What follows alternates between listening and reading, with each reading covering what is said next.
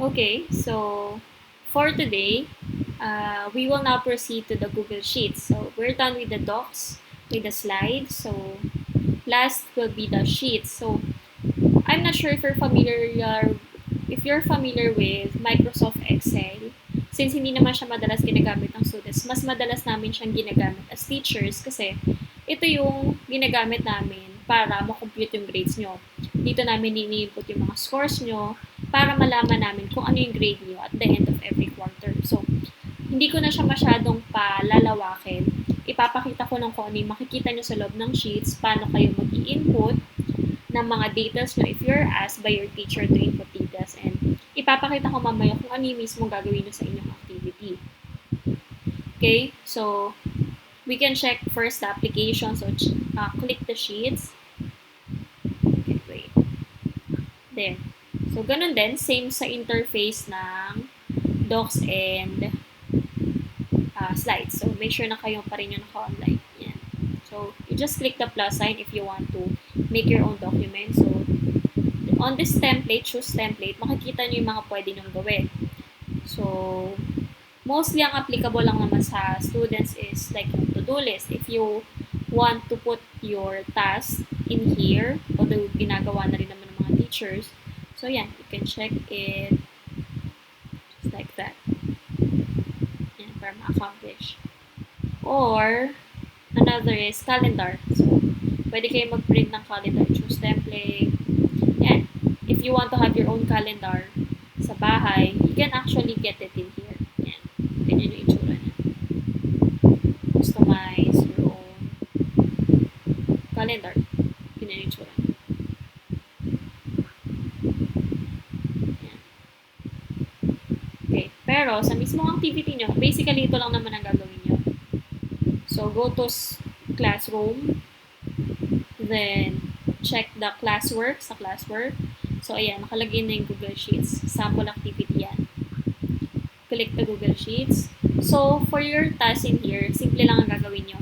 Nilagay ko na yung mismong file dyan, the Google Sheets. What are you going to do is to enter your birthday and age on the columns after your name. And you need to mark as done if you're done. No need for attachment. No need to attach anything. Kasi nandiyan na yung attachment mismo. Ako na naglagay. I-edit nyo na lang. So, it is also applicable on other file, just like on the Google Docs and Slides. Pero, doon, tinuro ko sa inyo kung paano kayo gagawa ng sarili nyo. This time, gumawa na ako ng file. Ang kailangan nyo na lang gawin is mag-edit. Okay? So, click the file, ODLS3, birth and age. So, there. So, ito ang makikita nyo. Preview lang. Hindi nyo pa siya pwedeng ma-edit. Okay? Ang i-click nyo para makapag-input kayo is itong arrow sa taas, hindi itong pencil. Pag pencil po kasi ang pinindot nyo, makakapag-drawing lang kayo. Just like this, makakapag-drawing kayo. Pero hindi nyo may edit yung mismong cell.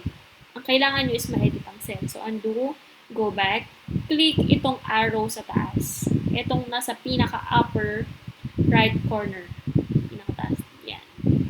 Click nyo yan. So, madadirect kayo sa Google Sheets. And yan. So, same sa Google Docs at saka Sheets, automatically nasa-save na yung details nyo. Yan. So, what to do? Nakalagay sa taas. Find your name, enter your birth date and age on its corresponding column. Yan. So, merong additional task para ito sa mga naka-laptop. Kasi pag naka-laptop kayo, may mas marami kayong pwedeng magawa sa Google Sheets. Pero since naka-smartphone kayo, limited lang. Pwede lang kayo mag-input, mag-edit ng font, ng style, ng size, yun lang. Pero yung ibang operations, ibang feature ng Google Sheets, hindi nyo siya magagamit sa smartphone. Kaya ito lang yung sa inyo. So, sa laptop kasi pwede nyo ma-protect yung range or protect yung cells. Pag ipoprotect nyo yung cell, ibig sabihin, hindi siya pwedeng ma-edit ng iba. Kasi ang tendency is, pwede kahit sino mag-edit nito. Although makikita ko sino yung magbubura, mag-edit ng mga in-input nyo. So, ang kailangan nyo gawin is, yan, naka-input yung names nyo lahat dito. So, you need to search for your name. So, ako nasa taas kasi as example. Then, you need to input your birthday. So, i-click nyo yung cell under ng birthday. Yan. Medyo maliit. Yan. Click nyo yung cell sa birthday sa tapat ng pangalan nyo. Yan. Pangalan ko. Cell. Double click para ma-edit. Yan. So, sa birthday, nakalagay dito ay number. Pwede kayong mag-input ng number. Pwede rin na text. So, mas maganda kung text para mas sigurado kayo. So, click nyo yung A, para ma-change yung keyboard sa letter. So, I will enter June space 21 1994 because that's my birthday. So, click nyo lang yung enter or return. Yan. Makikita nyo pag click nyo yung ulit slide na yan, mapupunta sa inyong number. Ang magre-reflect is yung number form ng inyong birthday. Kung gusto nyo edit, okay lang din. So, 6 June, kaya siya 6/21 yung day, 1994 yung year. So, pwede nyo i-edit 5. Kung kaya ako 4.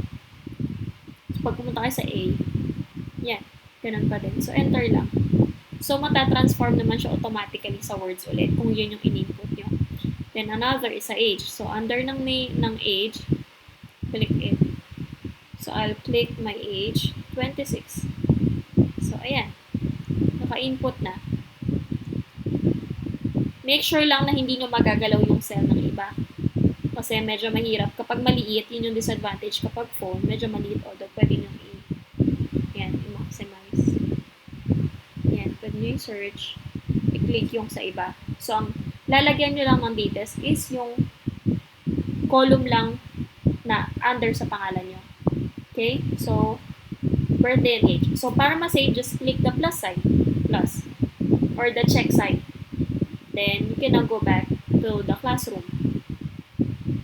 Yan. So, check natin ulit kung nandoon pa, naka-save, ODLS3. So, ayan, naka-input na siya. Nandiyan ang name. So, just X. Then, don't forget to mark as done para ma-record. So, click. Ito sa taas. Then, this one, mark as done. Kasi wala kayong attachment. So, wala kayong ito turn in. Ang pipindutin nyo is mark as done. Yan. Didn't attach. Congratulations, so your teacher will see it's done. Mark as done. Click. And, you're done. Ganun lang po. Ganun lang kasimple yung activity. Pag may mali, pwede nyo i-unsubmit, tapos edit nyo ulit. Okay? So, yun lang po. Ilang ang gagawin. That is 100 points. Okay? So, bye! I hope you can apply it on your classwork.